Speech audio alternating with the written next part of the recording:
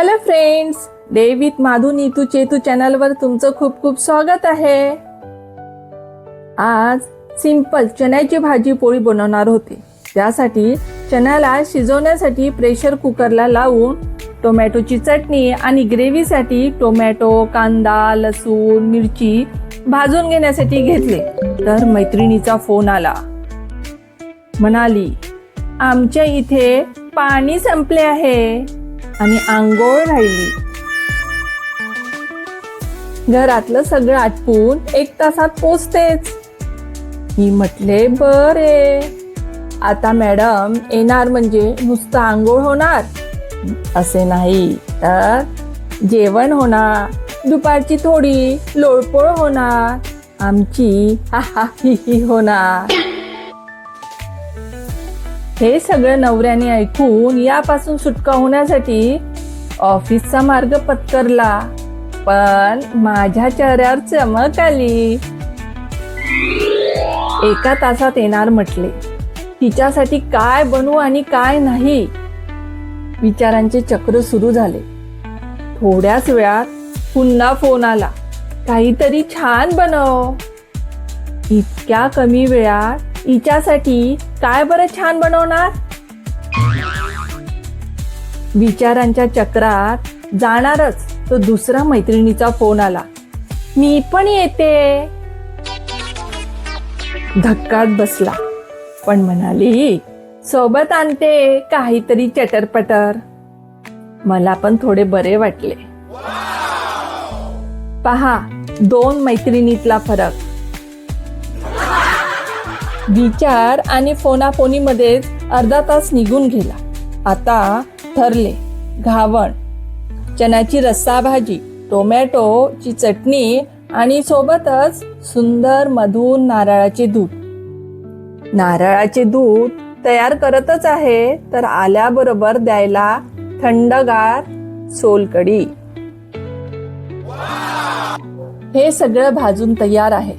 टोमॅटोची साले काढून 3 टोमॅटो आणि थोडी मिरची साईडला काढून ठेवू. बाकी सर्व ग्रेव्हीसाठी. ही माझी शॉर्टकट मेथड आहे. एका वेळी सगळं, नो झंझट. घड्याळाचे काटे पळतात, मी पण पळते. Tick tick tick tick. पटकन कढईत तेल ओतले. मोहरी, जिरं, कांदा, लसूण, टोमॅटोची पेस्ट घालून त्यात हळद, तिखट, धने पावडर, जिरे पावडर, गरम मसाला, हिंग, कढीपत्ता, खवलेलं नारळ घातले. थोडे परतून थोडे पाणी घातले आणि इकडे चॉपरमध्ये टोमॅटो, मिरची, कांदा, कोथिंबीर, मीठ घालून फिरवले. चटणी तयार. 10 मिनिटात भाजी आणि चटणी तयार.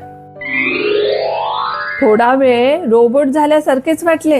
ह्या दोघी यायच्या आधी माझे व्हिडिओ शूटिंगचे काम पूर्ण होणे महत्वाचे, नाही तर प्लेटमध्ये काही दिसणार नाही.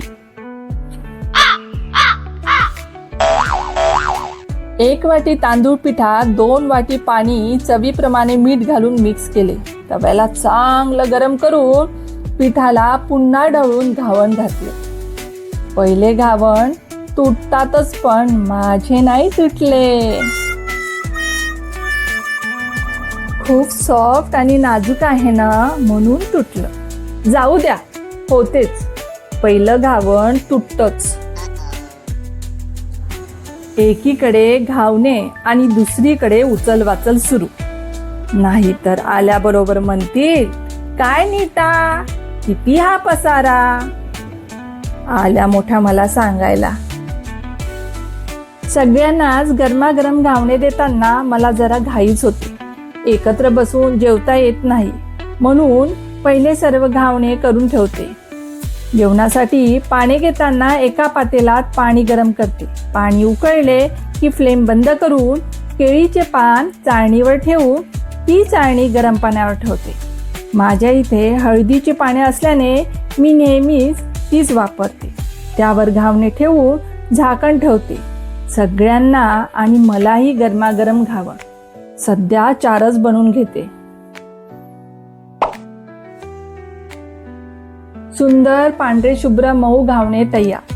घट्ट नारळाच्या दुधात थोडा गूळ किंवा साखर, वेलची आणि जायफळ पूड घालून मिक्स करू.